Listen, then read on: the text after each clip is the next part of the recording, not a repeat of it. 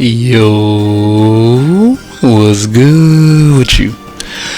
Back in black with another Enlisted video. If you guys are new to the channel and you love shooting games just like me, make sure you aim for that like button and shoot that subscribe button as well.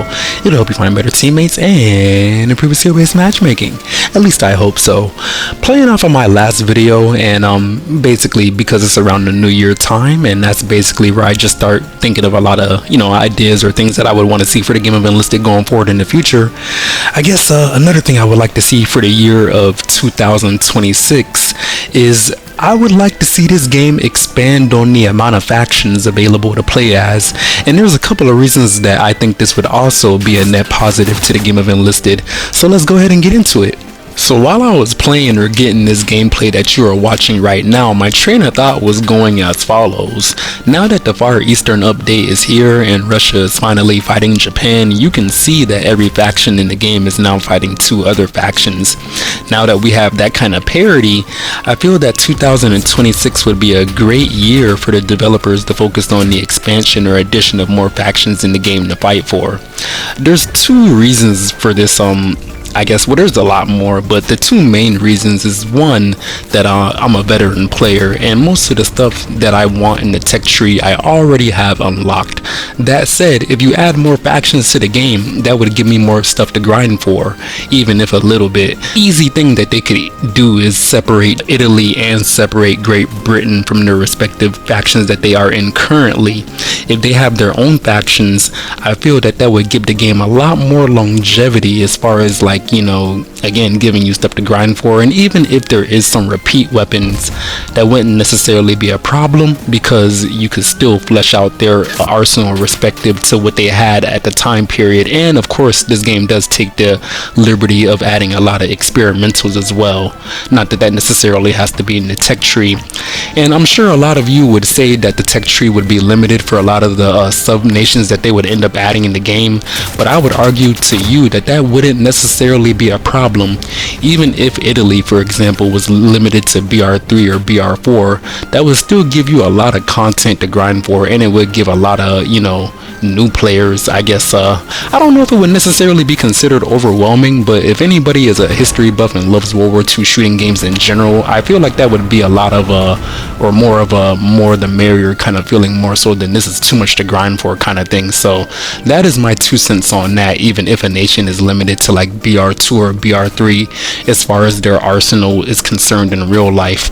Another reason that I feel this way is, again, literally because of the gameplay that you are watching on the screen. I'm literally using the Type 88 the whole time, and again, with the addition of this update, considering that we are fighting in China, I felt it would have been a prime opportunity to add China to the game as a faction to fight for, and we even have a Chinese squad in the game already as an event squad, so I would have thought it would have been something that they would have been working on for a while now, even though we haven't seen it yet. And not that they can't add it in the future, but again, with the Far Eastern update, it was a prime opportunity to add somebody new to fight for or grind for, and yeah, they just kind of left it up on the table. So I figured I would make this kind of video to bring this kind of thing to the forefront, and if you agree with me and this is something that you would want, not that the video is over as far as my reasoning concerned, but do leave a like button below and let them know that this kind of thing is highly sought after for the game of Enlisted. For my second set of reasons, I'm sure a lot of you would argue that Enlisted has been losing a good bit of its authenticity over time, and I'm sure a lot of you would also argue that the UI, or at least the tech tree, is still kind of cluttered, or at least pretty confusing, especially for new players. And something that I feel that could remedy that, or at least alleviate the issue a little bit, would again be the addition of new nations into the game of Enlisted. If not for authenticity, at least a little bit for organization purposes. Very often in my games, it doesn't bother me too much, but I'm sure it bothers some of you, especially for history buffs or people who are like to run certain nationality loadouts. Very often I will see Americans running around with Lee Enfields or Lewis guns or Stens or something of that nature, and again, it's not a huge deal, but it would be kind of cool if Great Britain had their own faction and I didn't see Americans running around with Stens. And not that the British couldn't have Thompsons, because I know they did use them very often. But I mean, again, you wouldn't really see British people running around with M1 Garands when there's a bunch of Lee Enfields available either, and that was their main battle rifle of choice. So again, for authenticity purposes, I think a lot of people would appreciate that. And if you make the tech tree a little bit smaller for each nation respectively, that would give you an opportunity to make it a little bit more organized as well, which I think would be a really good idea, especially for the new players, which I'm sure a lot of you would complain that the UI isn't necessarily the most friendly thing or intuitive thing in the world to get used to. And the bigger and more cluttered they make it by grouping nations together, that doesn't really do anybody any favors. So again, I think it would be a good reason to separate the factions and add some more in their own respective tab, of course. This next reason should kind of go without saying, but obviously if you add more nations to the game, that gives you every reason to add more maps to the game where those particular nations fought. I just took a gander at the roadmap for Hell Let Loose, and I saw that they were finally, or I don't even know if I should say finally, but they were actually adding the Canadians to the game. And along with adding the Canadians to the game, they are finally going to be adding Juno Beach, which is something that I don't think I've ever seen depicted in a World War II shooting game. So again, that's a prime example right there of when you add a new nation, then you get a prime opportunity to add a new map that I guess nobody has ever really experienced in a World War II shooting game. And if anything, I think that's kind of stealing some of the thunder from Enlisted, because I think they also do a pretty good job of approaching video games, or at least showing aspects in maps or landscapes that are not necessarily portrayed outside of movies and stuff like that. So again, more reason for them to get on the ball in that aspect. And then I'm trying to think of other nations that I would like to see.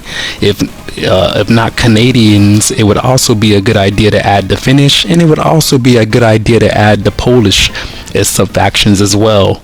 If you can depict a battle where Japan gets stomped in 10 days, then there is no reason that you shouldn't be able to add the Polish as a faction into the game, even though they got, quote unquote, stomped pretty fast as well. So, more representation for everybody would be a good thing, and with that representation comes more representation in landscapes and I guess diversity in the maps as well. And the more maps in the game, the better, because eventually, as far as World War II is concerned, you are going to run out of weapons at some point, but something that will always keep the game fresh is I guess new maps. And if you add new nations, then I guess that's an opportunity to always add new weapons as well. And that goes to show with the Type 88, it should have been added with the Chinese faction, but I'm not gonna I guess I won't harp on that too long. I'm thinking about it a little bit more, and another nation that I would really like to see in the game of Enlisted would be Australia. If I'm not mistaken, they already got Australian squads in the game too, so it's crazy that I didn't even mention them yet in this video, but that would be another great idea.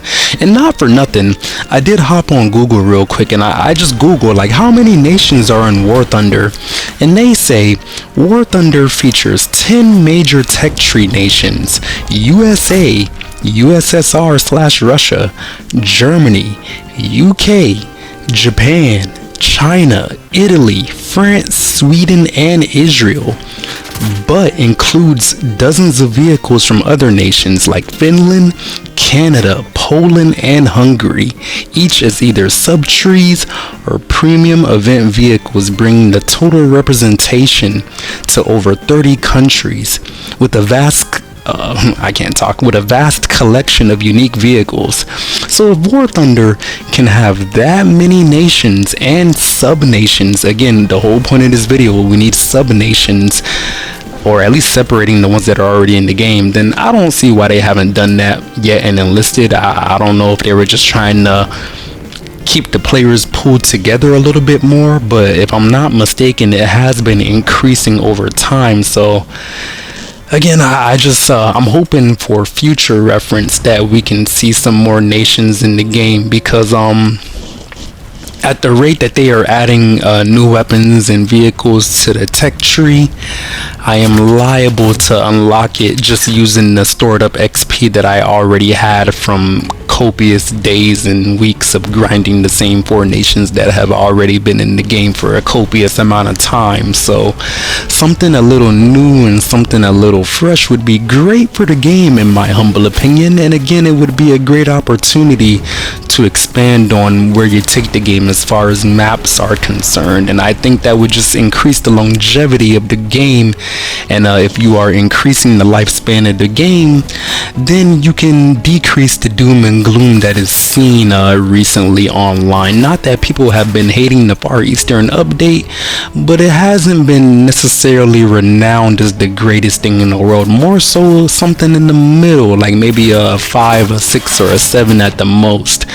And I think a lot of that, maybe comes from the bummer or downer of getting a Chinese rifle but not getting a Chinese squad, or of course a whole faction to go along with it, now that we are finally fighting in China.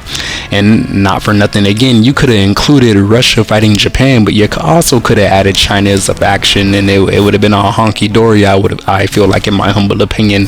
But I don't want to ramble on too much.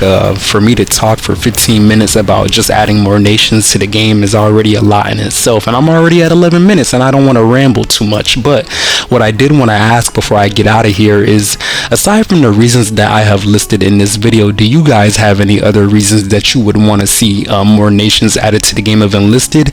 Or do you even want to see more nations added to the game of Enlisted at all? Or do you feel like 4 is, I guess, was 6 and some, I guess, certain squads, but it's grouped together, and I don't really appreciate how it's set up right now. I would prefer for it to be a little more authentic and separated out, especially if this game is sporting the player base for it, which, from what I've seen online, it has been.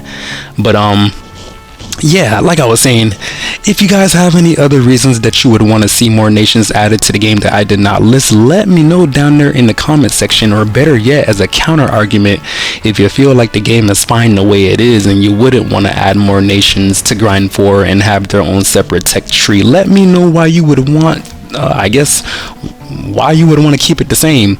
I am open to counter arguments as well.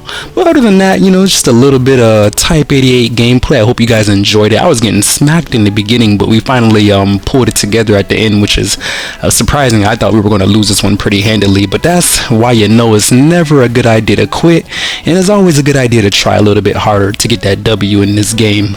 And the fact that I did this with Type 88 only is very impressive to me, because I just forgot to change it from that loadout from my live stream, which I will be linking in at the end of this video if you guys missed that and want to check it out. But yeah, other than that, let me know what you guys think. I do appreciate you very much for watching. Don't forget to aim for that like button and shoot that subscribe button as well. Hope you find better teammates and improve skill-based matchmaking. Yeah, I hope you guys have a lovely rest of your day. Black Guy out.